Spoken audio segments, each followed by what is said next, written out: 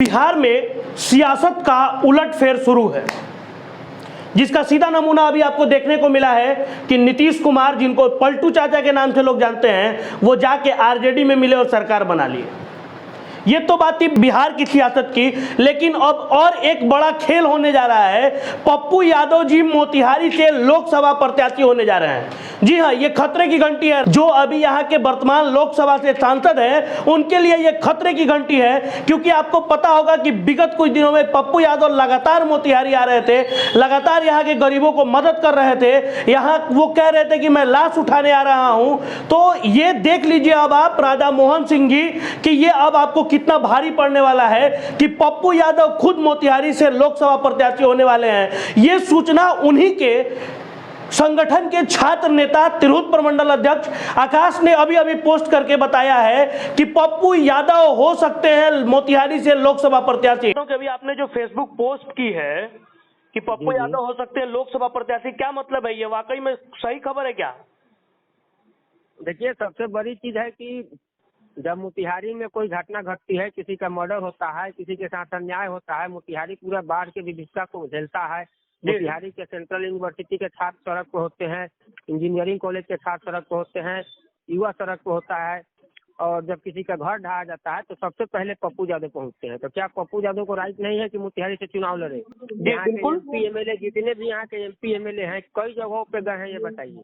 इसलिए मोतिहारी की जनता भी चाहती है कि पप्पू यादव जी मोतिहारी लोकसभा से आगामी जो चुनाव है उसमें लड़े, और हमें उम्मीद है कि मोतिहारी की जनता उनके सेवा जो भाव है उससे प्रभावित होकर के उन्हें यहाँ का प्रतिनिधित्व करने का मौका देगी। देखिए आकाश जी, वो बार बार पिछले दौरे में जब भी मोतिहारी आए हैं तो ये कहते थे कि मोतिहारी अगर माँ है तो बेतिया हमारी मौसी है। क्या ये उसी लिए कहते थे? क्या ये वही इशारा था उनका पहले से?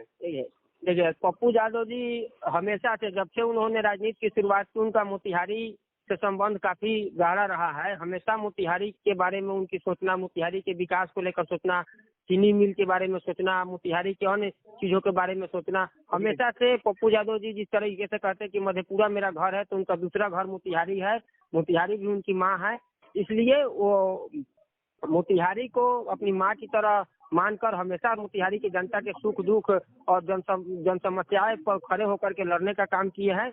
इसलिए मोतिहारी उनकी माँ की तरह है, और हम लोग भी चाहते हैं कि आदरणीय पप्पू यादव जी जैसे लोग मोतिहारी से चुनाव लड़े, ताकि मोतिहारी का जो विकास की जो दर है, वो जो पटरी हो गई है, वो पटरी पर लौट सके, और मोतिहारी में एक बेहतर विकास हो, और एक मोतिहारी बेहतर बनकर बिहार में, पूरे बिहार में स्थापित हो, कि एक बेहतर मोतिहारी के रूप में, चंपारण के रूप में हम लोग देख सके। जी हाँ, अगर मोतिहारी से लोकसभा प्रत्याशी होने की बात है तो राधा मोहन सिंह के लिए वाकई में एक चुनौती है ये कि किस तरीके से वो इसको टैकल कर पाएंगे। आप देख रहे होंगे कि विगत दिन एमएलसी चुनाव में जब मोतिहारी पप्पू यादव आते थे तो बार बार कहते थे कि अगर मोतिहारी हमारी माँ है तो बेतिया हमारी मौसी है। यहाँ पे हो रहे अपराध को मैं नहीं चलने दूंगा, यहाँ के अपराध को काबू में लाऊंगा। और उन्होंने ये भी बात कहा था कि यहाँ के सांसद, जो मैं वर्ड यूज नहीं कर सकता हूं, यहाँ के सांसद अगर उनसे ये लोकसभा नहीं चल रहा है, और बेतिया के सांसद अगर उनसे भी वो लोकसभा नहीं संभल रहा है, तो तुरंत ही वो इस्तीफा दे सकते हैं। पप्पू यादव उसके लिए खड़ा है।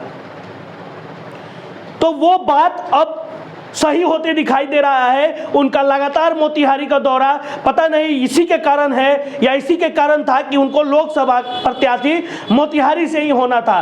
खबर छात्र नेता, जाप छात्र नेता तिरहुत प्रमंडल अध्यक्ष आकाश ने फेसबुक पोस्ट करके बताया है कि पप्पू यादव हो सकते हैं लोकसभा प्रत्याशी। देखिए आप अपने स्क्रीन पे, ये जो सीधा वहां का स्क्रीनशॉट है, आकाश के फेसबुक आईडी का स्क्रीनशॉट है, जिन्होंने जो छात्र नेता है जाप में, और वो सीधे सीधे फेसबुक पोस्ट करके अभी अभी तुरंत बताया। ये एक्सक्लूसिव खबर है, फाइनल पोस्ट के द्वारा मैं आपको दे रहा हूं कि आकाश ने अभी अभी बताया है कि पप्पू यादव हो सकते हैं मोतिहारी लोकसभा प्रत्याशी। और अगर पप्पू यादव मोतिहारी लोकसभा प्रत्याशी होते हैं तो वाकई में राधा मोहन सिंह को एक चुनौती है, क्योंकि अब बिहार में भाजपा का सरकार भी नहीं है और भाजपा की मजबूती भी नहीं है। अब तो यहाँ पे गठबंधन की सरकार है, जो आरजेडी और जदयू गठबंधन की सरकार है, तो उस समय जिस समय विपक्ष बहुत मजबूत है, उस समय पप्पू यादव का इस तरीके का ऐलान हो सकता है कि राधा मोहन सिंह को बहुत भारी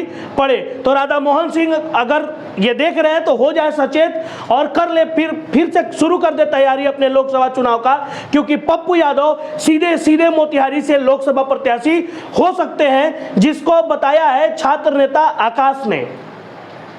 तो ये एक्सक्लूसिव है फाइनल पोस्ट पे, आप देखते रहे फाइनल पोस्ट। हमें दे इजाजत, धन्यवाद।